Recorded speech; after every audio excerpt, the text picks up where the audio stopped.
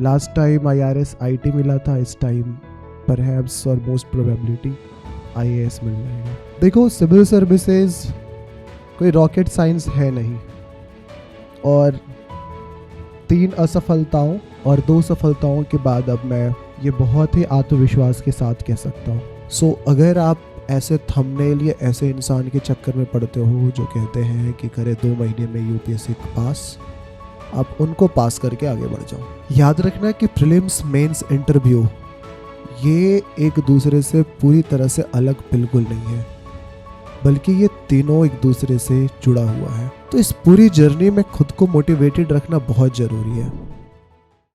आप सबको आपके तैयारी के लिए बहुत बहुत शुभकामनाएं, और ईश्वर से प्रार्थना है कि जिस लक्ष्य को लेकर के आप चल रहे हैं उस लक्ष्य में आपको सफलता मिले। आपको पता है कि इस साल मेरा रैंक 20 आया है। इनफैक्ट थोड़ा CSAT अगर देखें तो पिछले बार 182 आया था, इस बार 18+2 आया है। तो कुल मिलाकर ये रिज़ल्ट वही हुआ। But last time IRS IT मिला था, इस टाइम परहैप्स और मोस्ट प्रोबेबिलिटी IAS मिल जाएगा। देखो, सिविल सर्विसेज कोई रॉकेट साइंस है नहीं, और 3 असफलताओं और 2 सफलताओं के बाद अब मैं ये बहुत ही आत्मविश्वास के साथ कह सकता हूँ।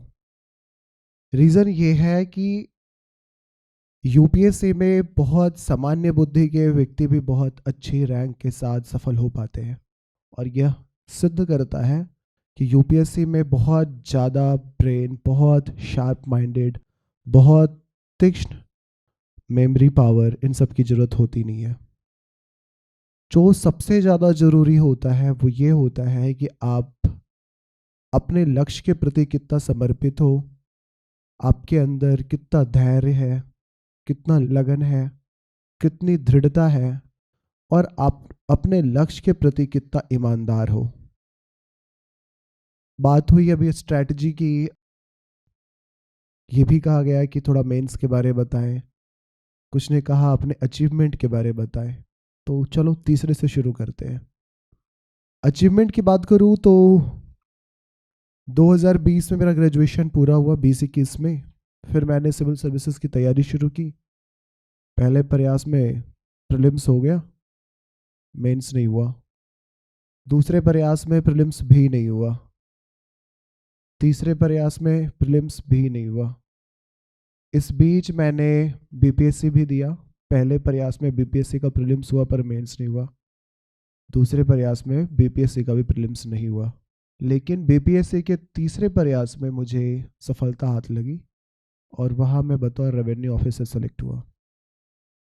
वही दूसरे तरफ 2024 वाले UPSC CSE वाले एग्ज़ाम में, जो मेरा UPSC में चौथा प्रयास था, उसमें मुझे सफलता मिली और रैंक 182 आया। और जैसा कि सर ने बताया, बतौर IRS IT अभी मैं अंडर ट्रेनिंग हूँ। और 5वें में फिर रैंक 20 आया। तो कुल मिला के सफलता के नाम पे मेरे पास यही कुछ है।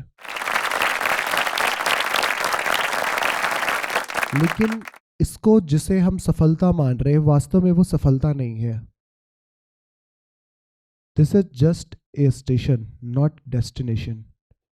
ये आपकी मंजिल नहीं हो सकती है, आपका पड़ाव है। क्योंकि जीवन सिर्फ ऐसा नहीं हो सकता है। वो एक शेर है, क्या कहे अहबाब क्या कारे नुमाया कर गए, BA हुए, नौकर हुए, पेंशन मिली और मर गए। तो सिर्फ नौकरी हो गई है, पेंशन मिलने की व्यवस्था हो गई है और मर जाए, तो फिर ये जिंदगी तो हो नहीं सकती है। ये शेर हो सकता है कुछ ऊपर नीचे छूट गया हो। अगर नहीं छूटा है तब तो बहुत अच्छा, मैं अपने स्मरण शक्ति को धन्यवाद देता हूँ।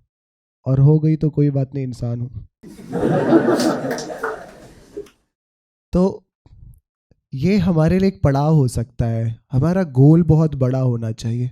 सिर्फ ये गोल नहीं होना चाहिए कि हमें UPSC क्लियर करना है, IAS बनना है, या हिंदी मीडियम का टॉपर बनना है। एक वो भी तो गोल होता है हम हिंदी मीडियम के अभ्यर्थियों का।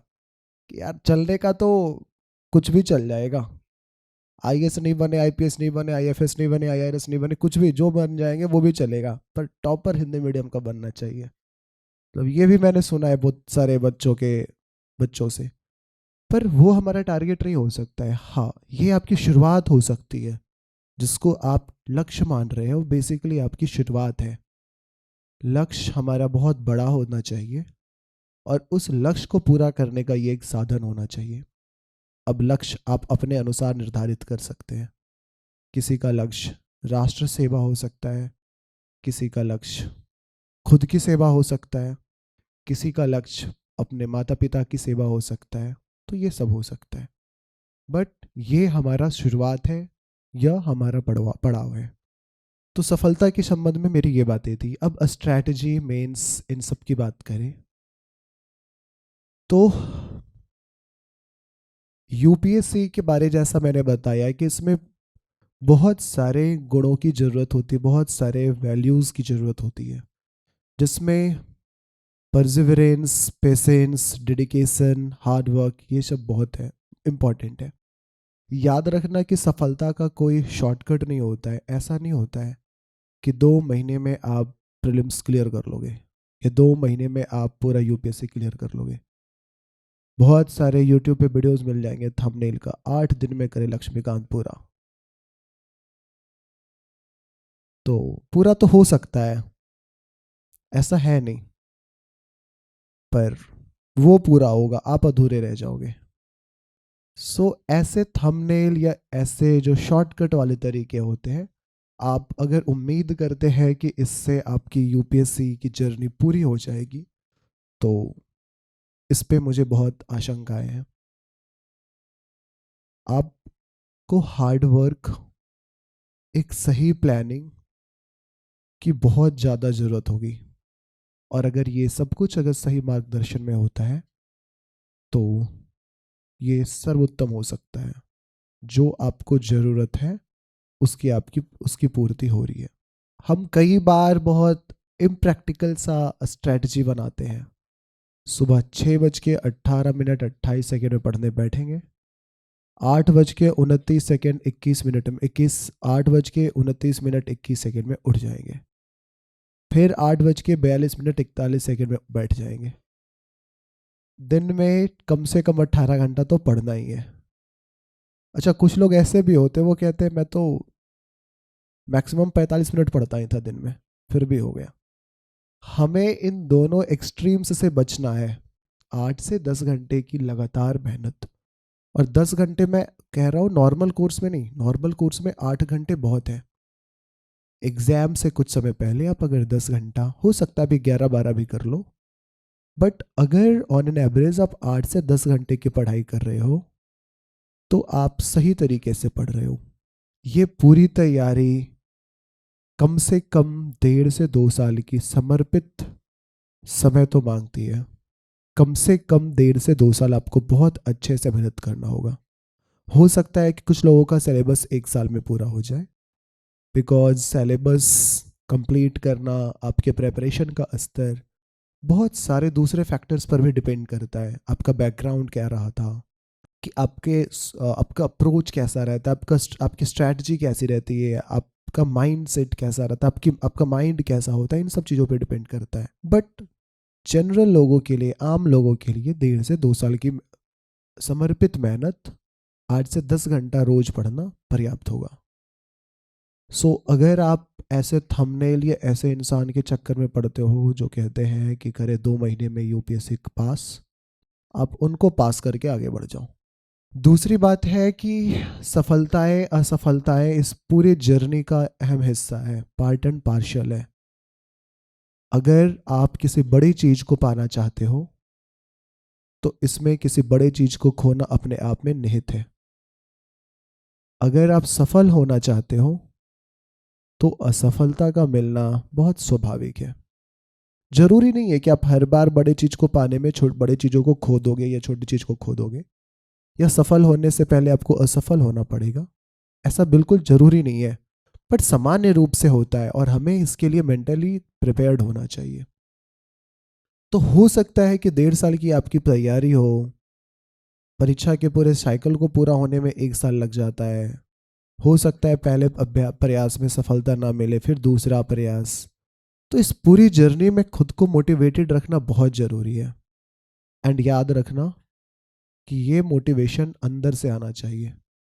रवि राज को सुनकर या किसी और टॉपर को या किसी फैकल्टी को, किसी टीचर को सुनकर के मोटिवेशन नहीं आना चाहिए। यूट्यूब पे बहुत सारे वीडियोस मिल जाएंगे मोटिवेशनल स्पीकर के, पर वो बस बलून में जो हवा डाली जाती है उसके समान होते हैं।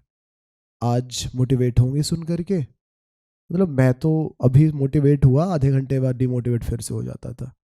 आप लोग शायद एक दिन बाद होंगे। पर आप जब अगर अंदर से मोटिवेटेड होंगे, सेल्फ मोटिवेटेड होंगे, तो वो मोटिवेशन लंबे समय तक चलता है।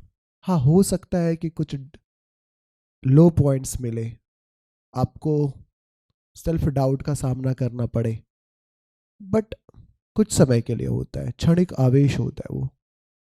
मूल रूप से आप मोटिवेटेड रहते हो। और याद रखना कि अगर महीने में आप 25 दिन अच्छे से पढ़ाई कर ले रहे हो मोटिवेटेड रह करके, तो बहुत है। 4-5 दिन तो वैसे भी बनता है, वो एक क्या उसको बोलते, चीट डे। हालांकि चीट डे तो खुद से ही चीट कर रहे होते हैं, बट चलेगा, इतना चल सकता है, क्योंकि लंबी जर्नी है। यूपीएससी मैराथन है, और मैराथन तेजी से दौड़ने का नहीं होता है। उसमें लगातार निरंतरता के साथ एक सही पेस पे दौड़ना होता है। तो आपको यूपीएससी को इसी तरीके से देखना होगा।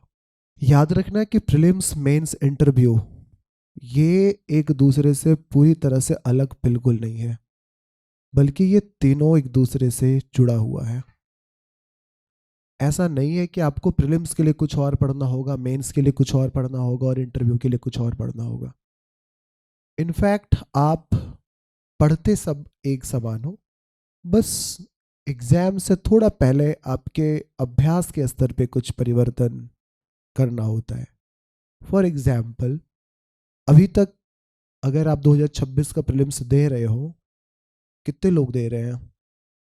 तो अगर आप दे रहे हो तो आपका सिलेबस पूरा हो जाना चाहिए, और यहाँ से प्रीलिम्स ओरिएंटेड पढ़ाई करनी चाहिए।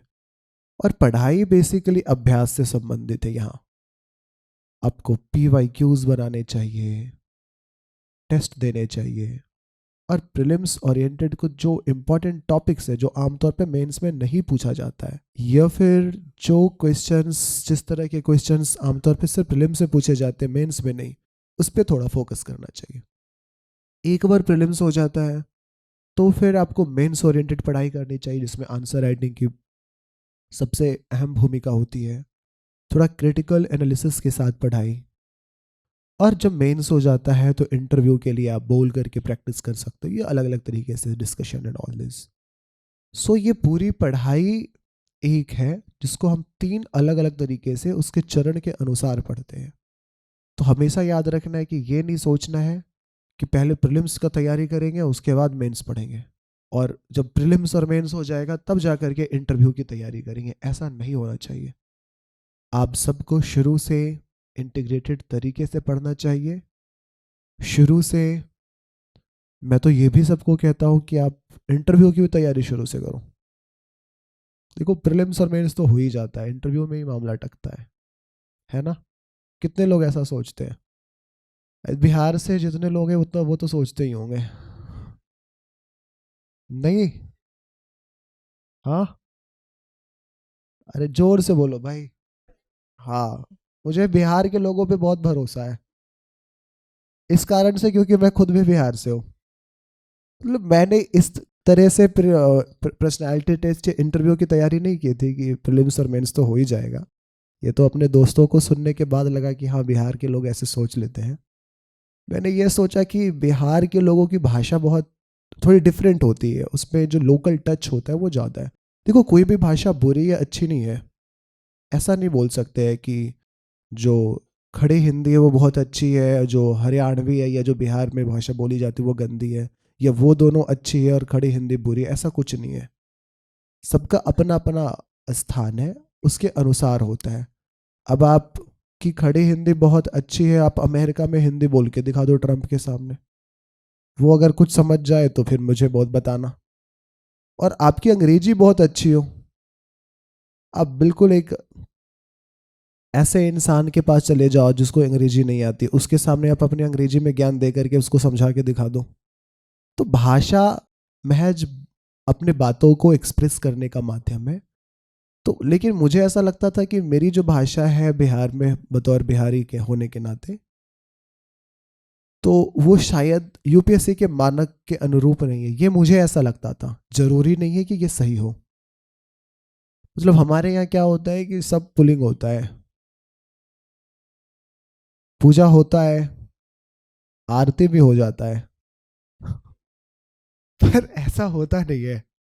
तो मुझे लगा कि अपनी भाषा पे मुझे काम करना होगा, मुझे ये सीखना होगा कि भाई पूजा होता नहीं, पूजा होती है। मुझे ये सीखना होगा कि बॉल गिरती है, बाउंस करती है, हम लोग तो सब कुछ को ता कर देते हैं। इस तरीके से मैंने प्रीलिम्स के पहले ही इंटरव्यू की तैयारी शुरू कर दी थी। इस पे मुझे काम करना है और ये बहुत ज़रूरी होता है। तो आपको तीनों को एक साथ तैयार करना होगा। आपको ध्यान रखना होगा कि प्रीलिम्स, मेंस और इंटरव्यू अलग नहीं है। आपको मैं बताऊं, इंटरव्यू की तैयारी के लिए आपको कुछ एक्स्ट्रा नहीं पढ़ना होता है, थोड़ा करंट अफेयर, थोड़ी कुछ और चीज़ें। बाकी आपने जो प्रीलिम्स और मेंस में पढ़ा है वही काम देता है। इनफैक्ट वो भी काम नहीं देता है, बिकॉज क्वेश्चन आपसे रिलेटेड होते हैं और आप पिछले 20, 22, 24 सालों से खुद को जानते हो। अब डिपेंड करता है आप खुद के बारे कितना खुद जानते हो, सेल्फ अवेयर कितना हो। आपने लिख दिया है कि मेरी हॉबी XYZ है, तो बस ये लिखने के लिए लिखा है या फिर सही में है? और अगर सही में है तो आप पक्का जानोगे अपनी हॉबी को। आपने लिखा है कि मैंने ग्रेजुएशन XYZ कॉलेज से किया था, तो एक सेल्फ अवेयर इंसान को पता होता है कि उसका कॉलेज क्या था, कैसा था, इतना तो आइडिया होता है। एक सेल्फ अवेयर इंसान को अपने नाम के बारे तो पता होता ही है और उससे रिलेटेड क्वेश्चन पूछे जा सकते हैं। जैसे इस बार मेरे से क्वेश्चन शुरू में ही पूछा गया, आप राज हो कि राज हो? और इसके बाद वो कहते हैं ये राज तखल्लुस है, इस नाम के पीछे क्या राज है? तो अब ये इसके लिए कौन सा मुझे अलग से तैयारी करनी होगी? और ना तो हमने मेंस में पढ़ा है जीएस पेपर 1, 2, 3, 4, ये ऑप्शनल में ये सब। तो ये सेल्फ अवेयरनेस से आता है और आपको सेल्फ अवेयरनेस शुरू से विकसित करना होगा। सो प्लीज इंटीग्रेटेड अप्रोच के साथ तैयारी करो और यही जरूरी है। अगली बात यह है कि आपकी तैयारी इंटरडिसिप्लिनरी अप्रोच के साथ होनी चाहिए। मीन्स किसी भी एक सब्जेक्ट को आप इंडिपेंडेंट सब्जेक्ट के रूप में ना देखो, हर एक सब्जेक्ट को दूसरे सब्जेक्ट से कनेक्ट करने की कोशिश करो। हिस्ट्री को पॉलिटी के साथ, पॉलिटी को आईआर के साथ, आईआर को अगेन हिस्ट्री के साथ, इकोनॉमी के साथ, उससे कनेक्ट करो। तब जाकर के आपका आंसर, आपके क्वेश्चन का जो आंसर है वो ज़्यादा अच्छा होगा, इफेक्टिव होगा और वो 360 डिग्री से युक्त होगा। सो इंटरडिसिप्लिनरी अप्रोच के साथ आपको पढ़ना होगा। अभी बहुत सारे बच्चे ऐसा कर सकते हैं कि वो जब हिस्ट्री पढ़ रहे हैं तो सिर्फ हिस्ट्री के रूप में उसको देखते हैं। बट आप ये देखो ना कि आज भारत में अगर क्षेत्रवाद है, जातिवाद है, संप्रदायवाद है, तो उसका बीजारोपण कहाँ हुआ है? उसको समझने के लिए तो हमको हिस्ट्री देखना ही होगा। तो आपको हिस्ट्री पढ़ना होगा। आज देश की अर्थव्यवस्था के बारे में कि एलपीजी थोड़ा उससे संबंधित कुछ समस्याओं का सामना करना पड़ रहा है, उसको आप आईआर से कनेक्ट करके देखो ना कि ईरान वॉर के साथ उसका क्या रिलेशन है। आप थोड़ा ज्योग्राफी से कनेक्ट करो ना कि जो हॉर्मुज जलडमरू मध्य है वहाँ पे क्या समस्या आ रही है, क्यों हॉर्मुज इतना इंपॉर्टेंट हो रहा है। आप सिर्फ एक चीज को नहीं देख रहे हो, इस तरह से आप आईआर देख रहे हो, ज्योग्राफी देख रहे हो, करंट अफेयर देख रहे हो और देश की अर्थव्यवस्था भी तो देख रहे हो। अगर तेल, गैस ये महंगा होगा तो देश की अर्थव्यवस्था कैसी होगी? और ये ऐसी चीजें कि हम चाह करके भी बहुत कुछ नहीं कर सकते क्योंकि हम इसमें सेल्फ डिपेंडेंट नहीं है। सो आप इस तरह से यदि एक सब्जेक्ट को अलग अलग सब्जेक्ट के साथ कनेक्ट करके पढ़ते हो तो इवेंचुअली ये आपके आंसर को, आपके सोचने की शैली को, आपके विचार करने के तरीके को बहुत इन्हेंस करेगा। एंड देन आप जो मेंस में लिख करके आओगे या प्रीलिम्स में जिस तरह के क्वेश्चंस पूछे जाते उसको मार्क करके आओगे तो वो आपके लिए बहुत ज़्यादा यूजफुल और हेल्पफुल रहेगा।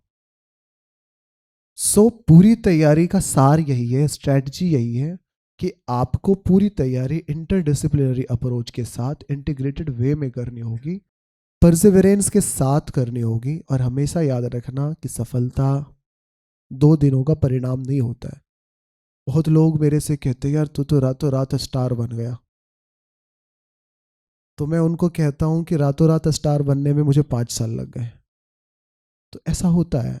ये अगर आप मुझे आज सुन रहे हो या सुनना चाह रहे हो तो सिर्फ इस कारण से नहीं क्योंकि कल रात को मेरा रिजल्ट आ गया। उस रिजल्ट के लिए मुझे 5 साल संघर्ष करने हो पड़े। सो अगेन, शॉर्टकट नहीं बल्कि सही रणनीति, सही परिश्रम, सही अप्रोच बहुत ज़रूरी है। तब आपको यूपीएससी जैसा मैराथन एग्जाम क्लियर हो सकता है। और याद रखना कि आपका लक्ष्य यूपीएससी क्लियर करना नहीं हो सकता है। ये आपके लक्ष्य के पूर्ति की दिशा में एक क्रम, एक पड़ाव हो सकता है, एक शुरुआत हो सकता है।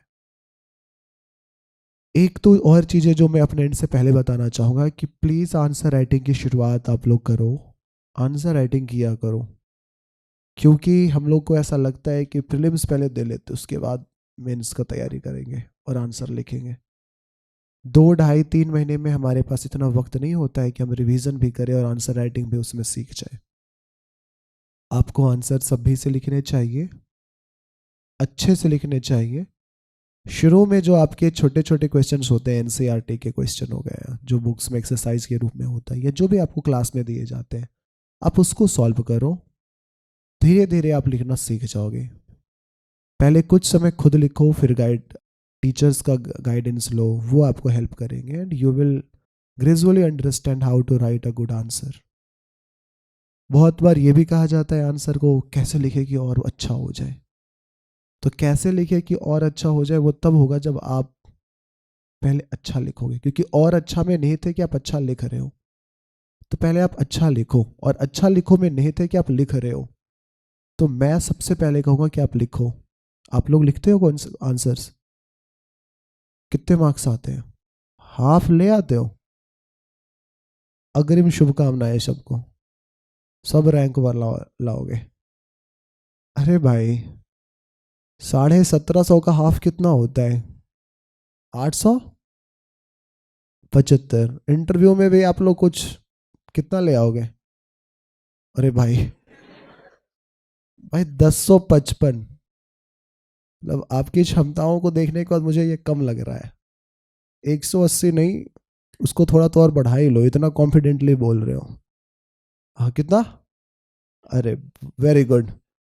तो आप सबको बहुत बहुत शुभकामनाएं कि आपका एक बैचमेट 875 मार्क्स लेके आ रहा है मेंस में। ओवरऑल 10 कितना हो गया? 95 अगर ले ले तो 1070। तो बहुत मुमकिन है कि आने वाले 2 सालों में हिंदी माध्यम को उसका पहला टॉपर रैंक 1 मिल जाएगा। नाम बता दो आप सिर्फ, क्या नाम है? सॉरी, ब्रजेश यादव। नाम लिख लो भाई कोई। ब्रजेश यादव, ये मैंने जोर से बोल दिया है ताकि आवाज पूरी आ जाए। तो वैसे अच्छी बात है, जोक सा पार्ट है। आप प्रैक्टिस कर रहे हो, ये जान करके मुझे अच्छा लगा। और मैं आपसे कहूँगा कि आप ये प्रैक्टिस करते रहो। आई थिंक आपको फीडबैक भी मिलते ही होंगे, तो फीडबैक को भी ध्यान दो। और बीच बीच पे जो आपके टीचर हैं, जो आपके मेंटर्स हैं, उन सबसे कंसल्ट करो ताकि उसमें और इम्प्रूवमेंट कैसे किया जा सकता है। और कोशिश करो, अगर आपको लिखते हुए 20 दिन 1 महीने हो गए हैं तो तेजी से लिखने का, सही समय के भीतर कोशिश करो कि एक क्वेश्चन को आप 7 मिनट में लिख दो। 150 शब्दों के क्वेश्चन को हर हाल में 7 मिनट, ऑन एन एवरेज 7-8 चलेगा। अभी बट कोशिश करो जितना कम से कम समय में कर सकते हो। और आंसर लिखना याद रखना एक कला है। आप जितना अभ्यास करते हो कला उतनी ज़्यादा बेहतर होती जाती है। सो आप आंसर्स लिखो, पॉइंट में लिखो, पैराग्राफ में लिखो, जैसे भी सहज हो। नॉर्मली लोग पॉइंट्स के साथ सहज होते तो आप भी पॉइंट में लिखो। डायग्राम्स, मैप्स, फ्लो चार्ट सबका इस्तेमाल करो। डेटा इस्तेमाल करो, रेफरेंस इस्तेमाल करो। जैसे पॉलिटी का जब आंसर लिख रहे हो तो लिखो कि संविधान के अनुच्छेद इतना के अनुसार, केशवानंद भारतीवाद 1900 इतना के अनुसार। तो अब इतना आप लोग भर देना खुद से। इस तरह से आप आंसर को ऑथेंटिक बना सकते हो। बुक्स का मेंशन किया करो, एथिक्स जब लिख रहे हो तो XYZ ने अपने ABC बुक में ऐसे लिखा था। हालांकि ये भारी भरकम लग रहा होगा पर ये अभ्यास से हो जाता है। और आप जब GS की ठीक से पढ़ाई करते हो तो आप इतना सब कुछ सीख जाते हो। बशर्ते आप ठीक से पढ़ाई करो। बस कहने के लिए नहीं पढ़ना है, क्योंकि वो भी तो एक बात है ना। IAS जब सामने वाले को कहते मैं IAS की तैयारी कर रहा हूँ या कर रही हूँ, तो 2 कदम वो इंसान पहले से पीछे हट जाता है। तो बोलने में भी थोड़ा खुशी मिलती है। तो उस क्षणिक सुख के लिए या खुशी के लिए काम नहीं करना है। दीर्घकालीन सुख, दीर्घकालीन खुशी जो दे उसके लिए काम करना है। और इसके लिए आपको सिंसियर होकर तैयारी करनी चाहिए। तो मेरे एंड से जो बोलना था मैंने बोला। अब अगर आप चाहते हैं, कोई क्वेश्चन पूछना चाहते हैं, कुछ पूछना चाहते हैं तो पूछ सकते हैं। टाइम मैनेजमेंट कैसे करें? किस तरह की समस्या आती है आपको? टाइम हो जाता है, एक बार बना लेते हैं कैसे क्या पढ़ना है, पर समझ में नहीं आता कि कौन से टाइम पे क्या पढ़ना है। देखो, टाइम मैनेजमेंट ये एक बहुत इंपॉर्टेंट कला है। आपके पास भी 24 घंटे हैं, जो सेलेक्ट होते हैं उनके पास भी 24 घंटे हैं। आपका भी सिलेबस वही है, सिलेक्टेड लोगों का भी सिलेबस वही है। उनका हो जाता है, आपका नहीं होता है। कारण भी आपको पता है, सोल्यूशन भी आपको पता है। होता क्या है कि हम व्यस्त नहीं रहते हैं, बल्कि हम अस्त व्यस्त रहते हैं। और जब हम अस्त व्यस्त रहते हैं तो फिर टाइम मैनेजमेंट हो या कुछ भी हो, कुछ भी सही नहीं हो पाता है। सो बेटर ये होगा कि आप एक सही व्यवहारिक टाइम टेबल बनाओ। और टाइम टेबल बैठ करके बनाने से नहीं बनता है, मुझे ऐसा लगता है। आपकी जो जिंदगी है, आपकी जो जीवन शैली है, वो अपने आप में टाइम टेबल हो जाता है। कुछ लोग सुबह सुबह उठ करके पढ़ने वाले होंगे, कुछ लोग लेट नाइट तक जाग करके पढ़ने वाले होंगे। ऐसा नहीं है कि दोनों में से कोई एक ज़्यादा सही है, एक ज़्यादा गलत है। दोनों सही है या दोनों गलत है। जो जिसको सूट करता है वही सही है। आप देखो कि आप दिन में कितना देर पढ़ने के लिए निकाल सकते हो। कम से कम 8-9 घंटे तो निकाल ही सकते हो। अब 2 काम कर सकते हैं। कुछ लोग होते हैं जो उस 8 घंटे को भी 3-4 स्लॉट्स में बांट देते हैं। 2 घंटे मैं पॉलिटी पढ़ूंगा, 2 घंटे ज्योग्राफी, 2 घंटे हिस्ट्री, 2 घंटे इन्वायरमेंट एंड ऑल दिस। कुछ लोग होते हैं वो कहते हैं नहीं भाई, मैं हिस्ट्री पढ़ूंगा तो पूरे 8 घंटा हिस्ट्री पढ़ूंगा। और सिर्फ 8 घंटा क्यों, जब तक ये पूरा हिस्ट्री का सिलेबस कंप्लीट नहीं होता है या ये पूरी बुक कंप्लीट नहीं हो जाती, तब तक मैं लगातार सिर्फ और सिर्फ हिस्ट्री पढ़ूंगा। तो आप देखो कि आपका नेचर कैसा है। क्या आप बांट करके पढ़ने में सहज हो तो आप वैसे पढ़ो। अगर आप सहज हो कि नहीं, एक फुल फ्लो चाहिए, हिस्ट्री अगर पढ़ रहे तो पूरा हिस्ट्री पढ़ना है, तो आप उसको पढ़ो। देखो, शुरू में टाइम मैनेजमेंट की समस्या होती है, बट एक बार जब इस तरीके से थोड़ा धैर्य के साथ पढ़ लेते हो तो फिर रिवीजन करना ही रह जाता है। और रिवीजन ऐसा कुछ है नहीं कि आप कर नहीं सकते हो, क्योंकि आप जब सही तरीके से पढ़ रहे हो तो आप समझ चुके हो, चीज़ों को सीख चुके हो, जान चुके हो, काफ़ी चीज़ें आपके मस्तिष्क में है। उसको बस पॉलिश करना होता है, ताज़ा करना होता है। तो मैं कहूँगा आपसे कि आप थोड़ा सा इस चीज़ पे ध्यान दो और एक व्यवहारिक टाइम टेबल बनाओ। जैसा शुरू में मैंने बोला था ना कि 6 घंटा 6:11:48 में बैठना है, इस तरह का नहीं बनाना है टाइम टेबल। आपको बिल्कुल प्रैक्टिकल अप्रोच के साथ बनाना है। एट द सेम टाइम मैं ये भी कहूँगा कि रिवीजन पे बहुत ध्यान देना। जिस चीज़ को आप आज पढ़ो उस चीज़ को आप कल भी पढ़ो, उस चीज़ को आप 1 सप्ताह के बाद पढ़ो, उसी चीज़ को आप 1 महीने के बाद पढ़ो उसी चीज़ को, अब 3 4 5 महीने के बाद पढ़ो, और फिर स्वाभाविक है कि परीक्षा आ जाएगी तो फिर पढ़ोगे ही। सो इस तरीके से आप पढ़ो और चीज़ें बेहतर हो जाएंगी। सर मेरा क्वेश्चन थोड़ा सा बड़ा है, तो मैंने उसको 3 पार्ट में डिवाइड किया है। पहला मेरा ये है कि जैसे कि आपने सुन के पढ़ा था, याद किया था, उसको फिर परीक्षा हॉल में डिलीवर किया, तब तक आपने कैसे कैरी किया, और अगर हम कोई वॉइस रिकॉर्ड करते हैं किसी चैप्टर का या किसी टॉपिक का, तो उसको किसी ऑडियो में लेके और उसको हम कितने कितने टाइम पे सुन सकते हैं, जैसे कि ऑटो में, मेट्रो में, या वो टाइम यूज हो जाए।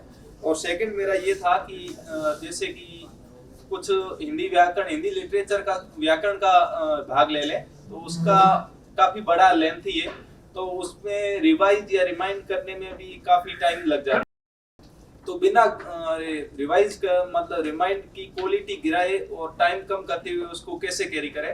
एंड थर्ड पार्ट ये था कि जब हम किस टाइम ये श्योर हो जाएंगे कि हमारी गति, पढ़ने की गति, मतलब जिस स्थिति में हम हैं इस स्थिति को कैरी करते हैं तो हम मंजिल तक पहुंच जाएंगे, या हमारे द्वारा पढ़ा जाने वाला कंटेंट या क्वालिटी उस परीक्षा के लायक है जिसके लिए हम तैयारी कर रहे हैं। और सर आप इस तरीके से बताना कि हम थोड़ा खुद के लिए ज्यादा रिलेट कर पाए, कि व्यवहारिक लगे चीजें, कि हाँ इस तरीके से हो जाए। वॉइस नोट में या रिकॉर्ड करके क्यों सुनना है उसको? सर ताकि टाइम बच जाए, कभी मेट्रो में है, कभी टेम्पो में है, या कहीं पे भी हो, तो उस टाइम कुछ करने का दिल करे तो कोई टॉपिक चला लिया। देखो यूट्यूब आज है, उसको सुन लो आप। टाइम बचाना जरूरी है, अगर इतना जरूरी है तो फिर मेट्रो में क्यों जाना है? आप रहते तो होगे नोएडा में।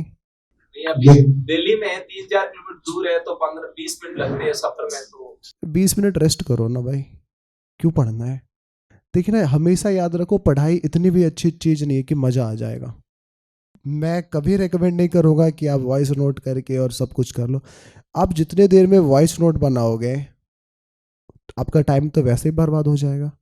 हाँ, ऑनलाइन बहुत सारे मटेरियल्स अवेलेबल हैं, आप उसको सुन लिया करना, कान में ईयरफोन और जो भी होता है उसको लगा करके। पढ़ने के लिए मैं नहीं कहूँगा देख करके पढ़ने के लिए, बिकॉज मूवमेंट होता है तो ये आपकी आंखों पे जोर उससे आएगा। बट आप सुन सकते हो, यूट्यूब सुन सकते हो, अभी तो बहुत सारे ऑडियो बुक्स आते हैं। अगर टाइम इतना ही बचाना ज़रूरी है तो वॉइस नोट की आपको ज़रूरत नहीं है। जैसे जैसे सिलेबस की मात्रा बढ़ती जाती है तो पीछे रिवीजन की भी मात्रा बढ़ती जाती है। ये सही बात है, इसलिए मैंने कहा कि आप जो आज पढ़ते हो उसको कल पर रिवाइज करो, अगले सप्ताह करो, 1 महीने बाद करो, 4 महीने बाद करो। देखो याद हमेशा अपने दिमाग में ये रखना, आगे बढ़े या ना बढ़े हार्डली मैटर्स, पर पीछे वाला मेरा भूल मिस नहीं होना चाहिए, वो याद रहना चाहिए। आपकी सफलता इस कारण से नहीं रुकती है, बाधित होती है कि आपने उसको पढ़ा नहीं था। आपकी सफलता इसलिए रुक जाती है ना कई बार कि आपने उसको पढ़ा था पर अच्छे से आप ये रिकॉल नहीं कर पा रहे थे। आप इंटरव्यू में जब कह देते हो ना, सॉरी सर, ये सॉरी मैम मैं रिकॉल नहीं कर पा रहा हूँ, और दूसरा लाइन होता है सॉरी सर, ये सॉरी मैम मैं अवेयर नहीं हूँ, तो इसमें से मुझे ऐसा लगता है जब मैंने क्लियरली उनको मना कर दिया तो ज़्यादा अच्छा है, बजाय मैं ये कहूँ कि सर मुझे लगता है ये हो सकता है।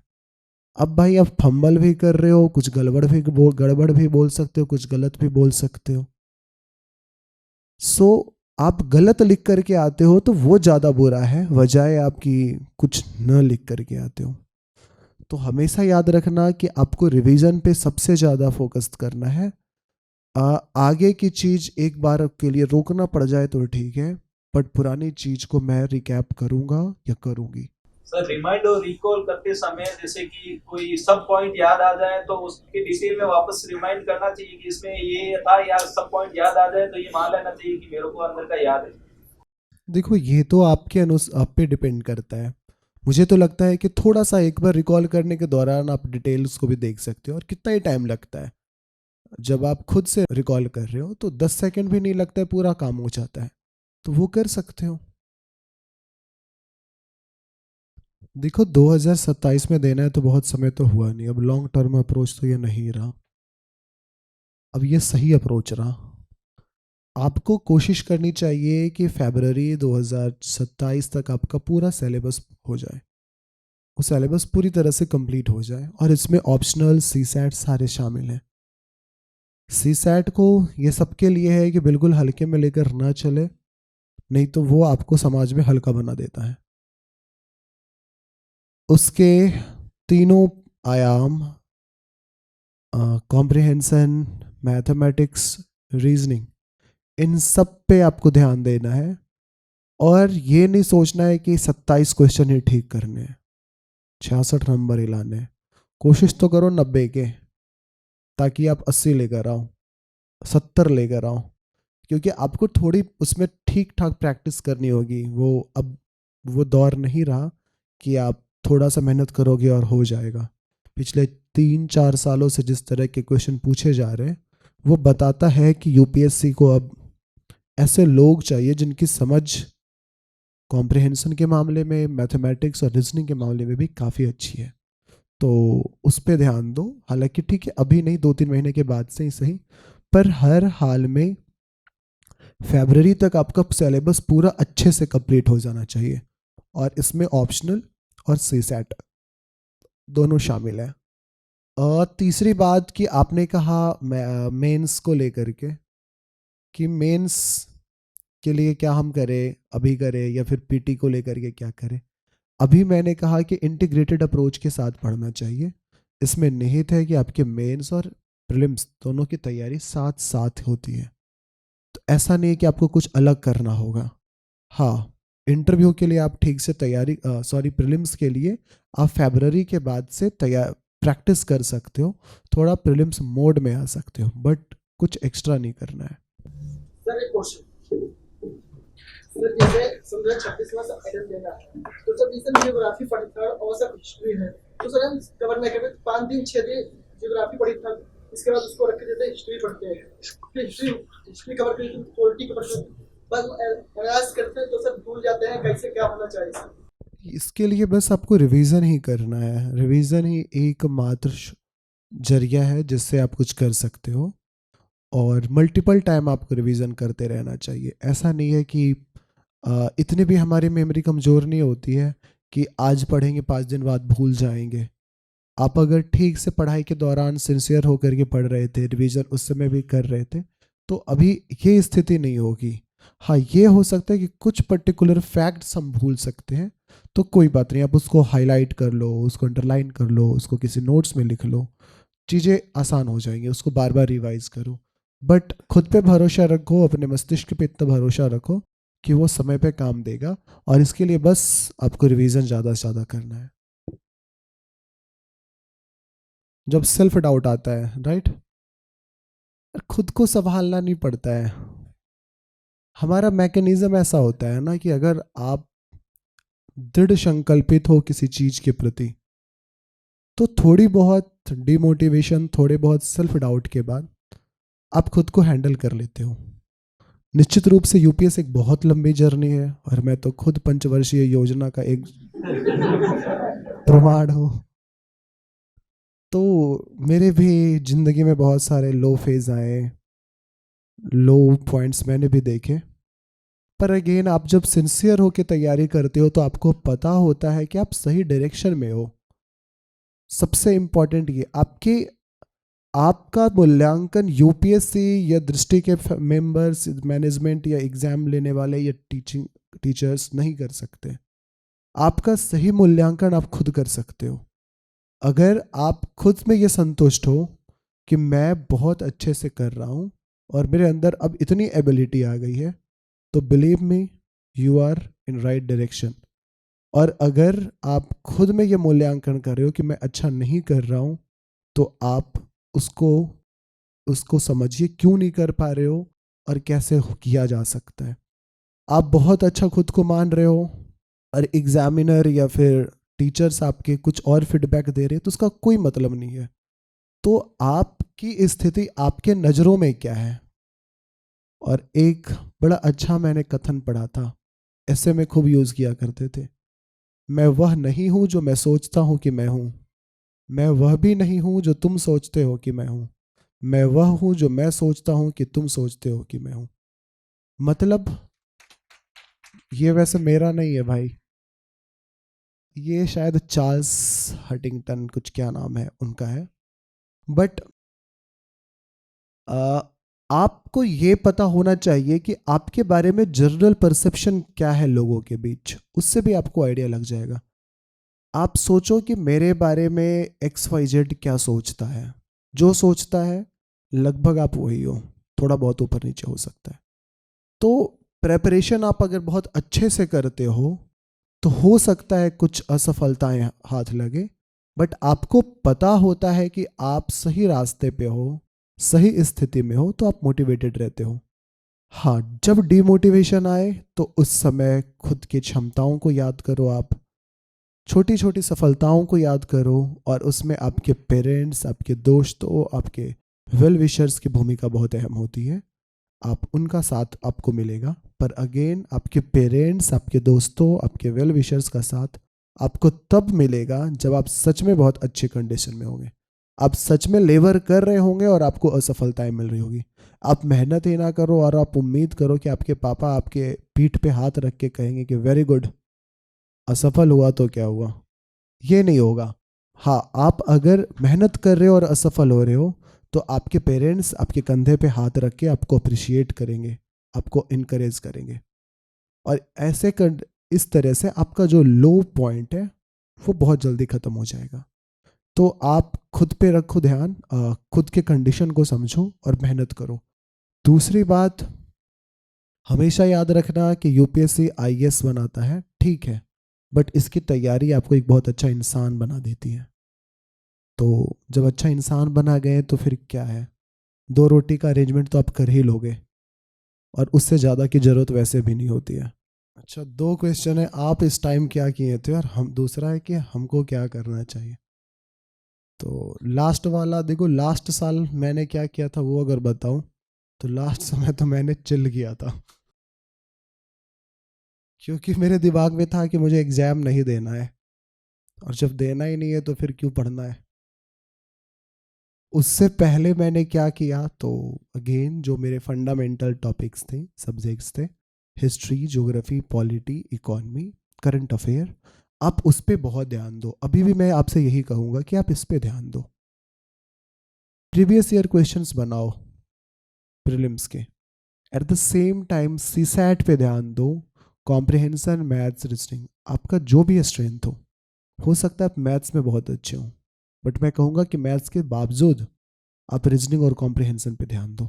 हो सकता है कि आपका मैथ्स और रीजनिंग अच्छा हो, बट इसके बावजूद आप कॉम्प्रिहेंशन पे ध्यान दो, कोई बात नहीं। प्रॉब्लम ना आए तो फिर सॉल्व करने में मज़ा भी तो नहीं आएगा ना। वो मीर तकी मीर का शेर भी तो है कि ये क्या उठाए कदम और आ गई मंजिल, मज़ा तो तब है जब कदमों में कुछ थकान रहे। तो हर दिन अगर आप 4-5 कॉम्प्रिहेंशन ट्राई करते हो, अटेम्प्ट करते हो, तो फिर अभी बहुत टाइम है, 2, 2.25, 2.5 महीने हैं, तो इसमें आपकी स्पीड अच्छी हो जाएगी, आपकी एक्यूरेसी अच्छी हो जाएगी। और ये भी मैं कहूँ कि अगर किसी का सिर्फ कॉम्प्रिहेंशन अच्छा है, तब भी उसको चाहिए कि वो मैथ्स और रीजनिंग पर भी ध्यान दे। अब किसी भी तरीके से आपको तीनों पे ध्यान देना है। हो सकता है कि किसी एक पे आप कम ध्यान दो, बट ऐसा नहीं हो सकता कि आप पूरी तरह से छोड़ दो। तो आप इसको करो और PYQs लगाओ। देखो, हिस्ट्री इतना ब्रॉड सिलेबस है, पहले तो मैं इस बात से कुछ हद तक सहमत हूँ, कुछ हद तक असहमत हूँ। सहमत इस तरीके से कि सच में सिलेबस तो बड़ा है, पर असहमत इस दृष्टि से हूँ कि किसका सिलेबस छोटा है। जिसको आप छोटा मानते हो उसके साथ दिक्कत यह है कि उसमें आपको करंट अफेयर से हर समय अपडेट करना होता है। तो आपने इतने मोटे बुक पढ़ा पहले और फिर इतना मोटा करंट अफेयर आपने बनाया, तो बात तो इतना हो ही गया ना। तो कोई भी सिलेबस किसी भी ऑप्शनल का छोटा नहीं है, वो डिपेंड करता है कि आपका नज़रिया कैसा है। सो हिस्ट्री हो या कोई भी हो, आप उसको बहुत इत्मीनान से एनालिसिस करो, और हिस्ट्री के साथ थोड़ा मैंने कामचोरी के पॉइंट ऑफ व्यू से हिस्ट्री ऑप्शनल लिया था कि एक तो ऑप्शनल हो जाएगा तो प्रीलिम्स और जीएस पेपर 1 का भी काम हो जाएगा। एक तो ये था। दूसरा ये कि एक बार हिस्ट्री पढ़ लो, बाकी आगे मुझे प्रिपेयर करने की जरूरत नहीं पड़ेगी। मैंने 2022 में पढ़ा था, 23, 24, 25 में वही काम देता रह गया।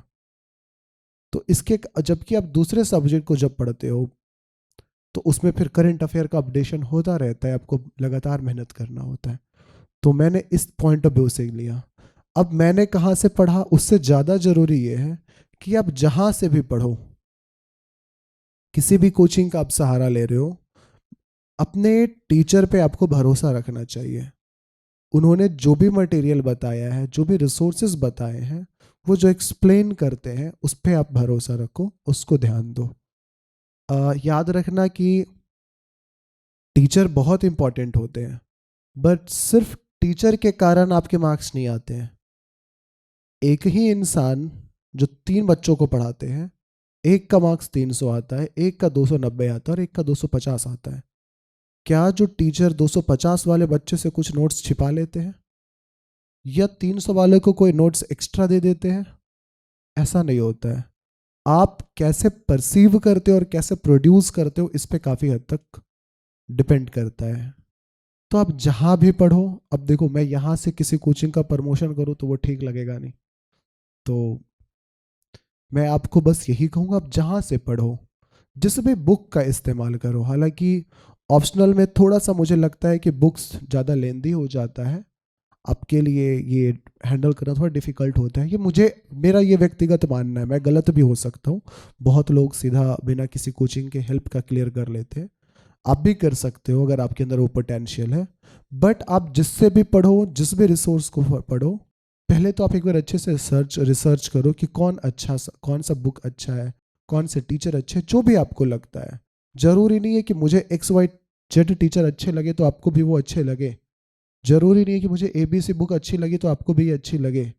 तो आप अपने टेम्परामेंट के अकॉर्डिंग देखो कि कौन आपको अच्छे लगते हैं और आप उसको फिर फॉलो करो और रिलीजियसली फॉलो करो। ऐसा नहीं करना है कि आज इसको देखा, कल मज़ा नहीं आया तो चेंज कर देते हैं। ऐसे नहीं कर सकते हो। आपको अपने रिसोर्सेज को सीमित रखना और उसका मल्टीपल टाइम रिवीजन करना है। आज 8 घंटे पढ़े तो 6 घंटे और 4 से अगले दिन 10 इसको कैसे मैनेज कंटिन्यू? क्वेश्चन पूछा गया कि कैसे कंटिन्यूटी मेंटेन कर सकते हैं और एग्जॉस्ट हो जाते हैं तो क्या करें। कुछ नहीं करना है।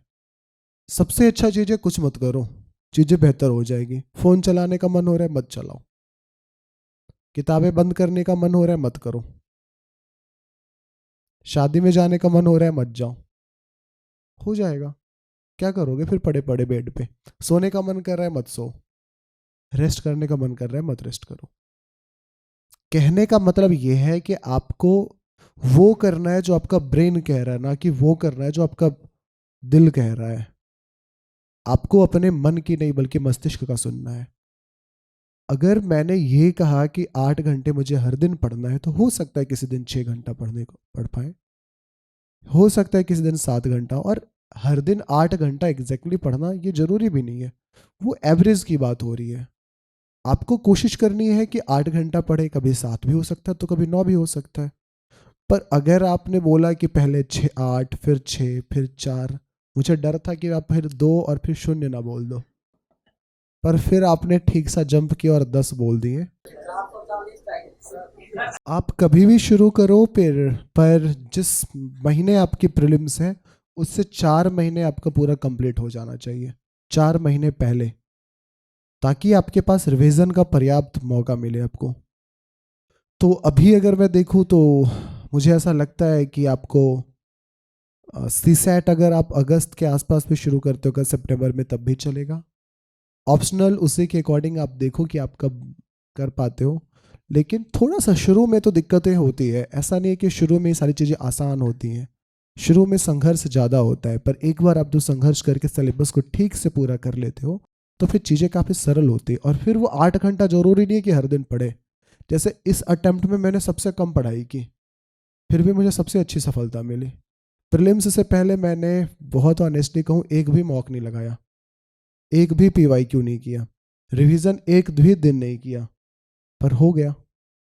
मेन से पहले मैंने थोड़ा पढ़ा था, 2 महीने की मैंने पढ़ाई की, और इंटरव्यू से पहले तो मौका ही नहीं मिला कुछ ज़्यादा पढ़ने का, क्योंकि मैं ट्रेनिंग में था तो वहाँ ज़्यादा टाइम मिल नहीं पाता है।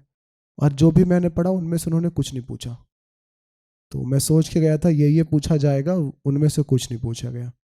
सो उसके बावजूद सफलता मिली, कम मेहनत के बावजूद। इसका सिर्फ और सिर्फ कारण ये रहा कि मैंने पीछे जो मेहनत कर रखा था उसने अब जाकर के पे किया है। तो शुरू में आपको मेहनत करना ज़्यादा होता है, शुरू में आपको ज़्यादा संघर्ष करना होता है, बट फिर आपकी सफलता आपको मिल जाती है। आपको रोज न्यूज़पेपर पढ़ना चाहिए। 2 कारण हैं। एक तो न्यूज़पेपर आपको न केवल करंट अफेयर से अवगत कराती है, बल्कि आपकी भाषा को भी बेहतर बनाती है, और भाषा बहुत इंपॉर्टेंट है इस पूरे एग्जामिनेशन में। दूसरी बात यह है कि करंट अफेयर, करंट का मतलब एक तरह से प्रवाह भी तो होता है ना फिजिक्स में। आप न्यूज़पेपर को छोड़ करके सिर्फ और सिर्फ मैगजीन या फिर सिर्फ और सिर्फ दूसरे यूट्यूब वीडियोस पे डिपेंडेंट रहते हो तो शायद वो प्रवाह नहीं आ पाता है। मैगजीन आपको 1 महीने के बाद मिलेगी, यूट्यूब वीडियोस में फिर आपके हाथ शॉर्ट्स पर भी तो चले जाते हैं वीडियो की जगह पे, और फिर कैसे ये ऐसे ऐसे स्क्रॉल होता है वो आपको भी पता नहीं चल पाता है। तो बेहतर ये होगा कि आप न्यूज़पेपर हर रोज़ पढ़ो। इसके साथ साथ आप एक अच्छे न्यूज़ चैनल को सुनो।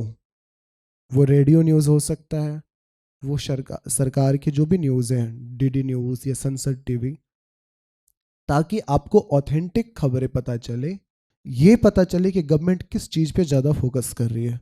क्योंकि आप जब गवर्नमेंट के प्लेटफॉर्म्स को ज़्यादा वैल्यू दोगे तो याद रखना यूपीएससी उसी चीज़ पे ज़्यादा महत्व देगी जो गवर्नमेंट का है। ऐसा नहीं है कि यूपीएससी आपको आपके लोकल न्यूज़पेपर की चीज़ों पे ज़्यादा बल देगी। तो गवर्नमेंट के जब न्यूज़ पोर्टल्स को देखते हैं तो उससे पता चलता है कि गवर्नमेंट किन चीज़ों को ज़्यादा महत्व दे रही है, और फिर उसी के अकॉर्डिंग यूपीएससी करती है। दूसरी बात, जब आप इन न्यूज़ को सुन लोगे तो फिर न्यूज़पेपर बहुत जल्दी जल्दी आप ख़त्म कर सकते हो, बिकॉज आपको एक रात पहले पता चल चुका होता है कि कौन सा टॉपिक इम्पॉर्टेंट है, कौन सा लेस इम्पॉर्टेंट है। इसके बाद आप एक मैगजीन एक चुनो, जिसमें मैगजीन को मैं आपकी विश्वास है, आई थिंक यहाँ दृष्टि से आपको मैगजीन मिलता होगा, तो आप उस मैगजीन को पढ़ो। बट याद रखना, बहुत ऐसा नहीं पढ़ना है कि पेज नंबर 1 से लेके पेज नंबर 200 पूरा पढ़ना है। आपको थोड़ा सेलेक्टिव अप्रोच के साथ पढ़ना होगा, क्योंकि आपके पास समय कम है, काम बहुत ज़्यादा है। तो उसमें देखो कि आपके लिए क्या इंपॉर्टेंट है, क्या इंपॉर्टेंट नहीं है।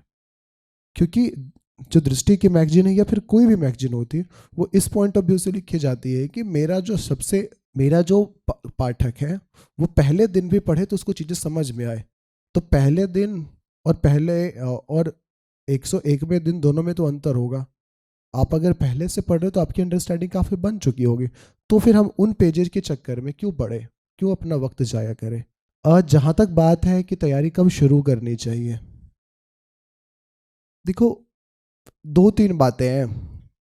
एक तो है कि हमारी पृष्ठभूमि क्या है। जैसे हम ग्रामीण परिवेश से अगर आते हैं तो हमें तो ग्रेजुएशन के बाद ही पता चलता है कि यूपीएससी नाम की भी एक चीज़ रहती है, इस धरती पे वास करती है। तो ऑब्वियस सी बात है कि हम ग्रेजुएशन के बाद ही शुरू करेंगे। बट अगर आपको पहले पता चल गया है तो मुझे ऐसा लगता है शुरुआत के जो 2 साल हैं ग्रेजुएशन के, उसमें आपको थोड़ा थोड़ा पढ़ना चाहिए, पर बहुत ज़्यादा परेशान होकर के नहीं पढ़ना चाहिए कि मैं 12 घंटे पढ़ूंगा या पढ़ूंगी या 10 घंटे, ऐसा नहीं। जो बेसिक्स आपके हैं, एनसीईआरटी हो गया, राइटिंग स्किल्स हो गए, कम्युनिकेशन स्किल हो गए, आप उन सब पे काम करो। शुरू के 2 साल अपने हॉबीज़ पे काम करो, हॉबीज़ को परस्यू करो। दोस्तों के साथ शादी अगर कहीं हो रही है, विवाह हो रहा है, तो उन सब में आप उन सबको अटेंड करो, पार्टियाँ एंजॉय करो।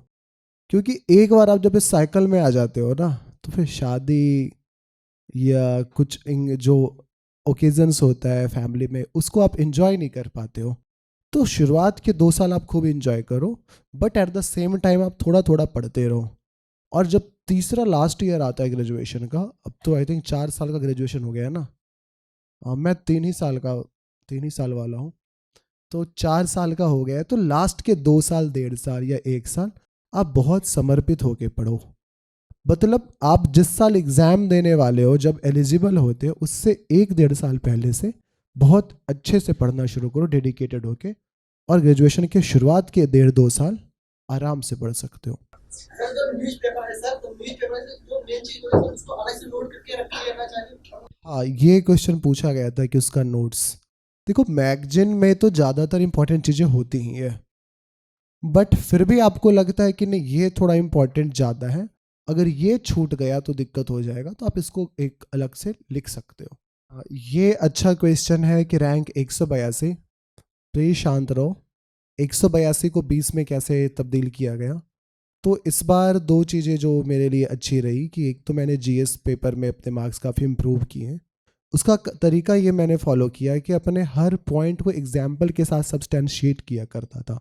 जो भी बात मैं पॉइंट में आंसर में लिख रहा हूँ, उसको पुष्ट करने के लिए मैं एक उदाहरण भी दिया करता था, डेटा, फैक्ट, इन सब का इस्तेमाल किया करता था। दूसरी बात है कि इस बार मेरे इंटरव्यू में भी मार्क्स इंप्रूव हुए। हालांकि इंटरव्यू के बारे आप बहुत अनुमान नहीं लगा सकते हो कि इस बार कम आया है तो आप बुरे हो, अगले बार ज़्यादा आया तो आप अच्छे हो, ये बहुत सारे फैक्टर्स पे डिपेंड करता है। तो आप जो कर सकते हो कि जैसे उन्होंने पूछा था भाषा को लेकर के, आप उस पर थोड़ा ध्यान दो, सेल्फ अवेयर रहो, और मेंस पे आप अपने पॉइंट्स को जितना संक्षिप्त हो सकता है वो लिखो और एग्जाम्पल के साथ सब्सटेंशिएट करो। को पीटी को लेकर तो मैंने बताया पहले ही कि आपको अपने सीसेट पे ध्यान देना है, और प्रीलिम्स के पेपर 1 के जो 4 पेपर थे, कुछ और नहीं करना है, बस उनको रिवाइज करो और प्रैक्टिस करो बस। पहला जो क्वेश्चन था कि लो पॉइंट्स आए हैं, तो निश्चित रूप से लो पॉइंट्स आते हैं। मैं या कोई भी सिलेक्टेड लोग हो, वो इंसान होते हैं, उनके भी ज़िंदगी में लो पॉइंट्स आते हैं, वो भी 2 घंटे कभी कभी पढ़ते हैं, but at the same time ये बहुत कम होता है, बहुत कम इन द सेंस कि जो 2 घंटे वाले दिन होते हैं वो महीने में 2-4 दिन होते हैं। लो पॉइंट्स आते हैं तो मैंने जैसा कि बताया, आपके साथ आपके पेरेंट्स होते हैं, आपका खुद पे भरोसा होता है, और ये सब आपको उस स्थिति से टैकल करने में मदद करता है।